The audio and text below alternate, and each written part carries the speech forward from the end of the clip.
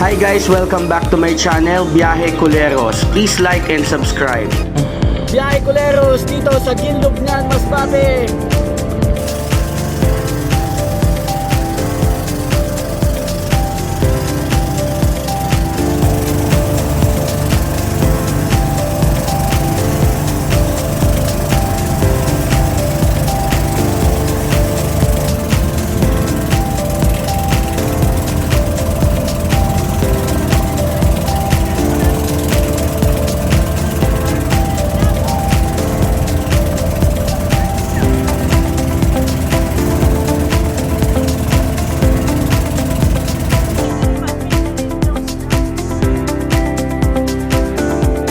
So mga kuleros, nandito tayo ngayon sa Ginlubngan dito sa Masbate, kung saan nakikita nyo na talagang peaceful yung area or yung lugar o yung island na to.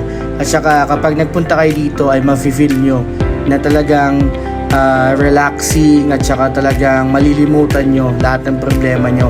So for tours and services na pwede nyong makuha, no, na mura lang para hindi kayo maloko, dahil alam kong kota na kayo sa panloloko. So just comment here or contact me para maituro ko sa inyo yung pinakamurang tour package ng kakilala ko.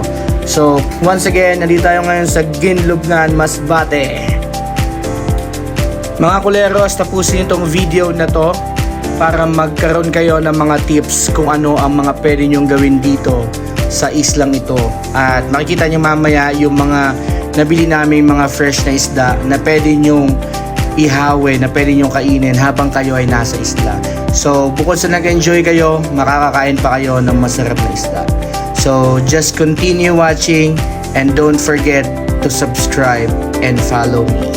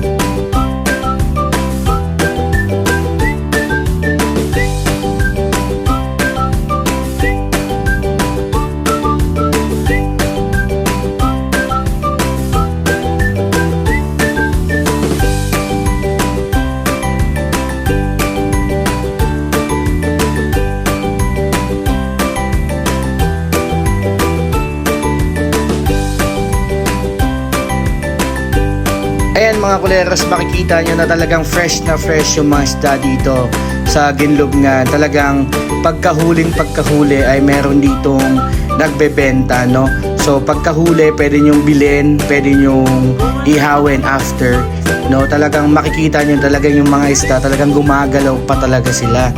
So ganun sila ka-fresh, no? Mas fresh pa sa host ng Biyahe Culeros. So, eto na, makikita nyo dito sa video na to, ayan, gumagalaw-galaw pa yung buntot kung makikita nyo, na talagang proof na talagang buhay pa siya, no? At talagang napakatamis, lalo pag inihaw nyo. Ayan, makikita nyo lahat ng bilhin namin, inihaw namin after, no? Talagang sobrang sarap, wala akong masabi. At saka, napakamura ng mga isda dito, wala akong masabi. So kung i-compare nyo dito sa city, dito sa Manila, ay talagang napaka ibang-iba yung presyo na. So ano pang inaantay nyo guys? Pumunta kayo na kayo dito sa Ginlubngan, Masbate!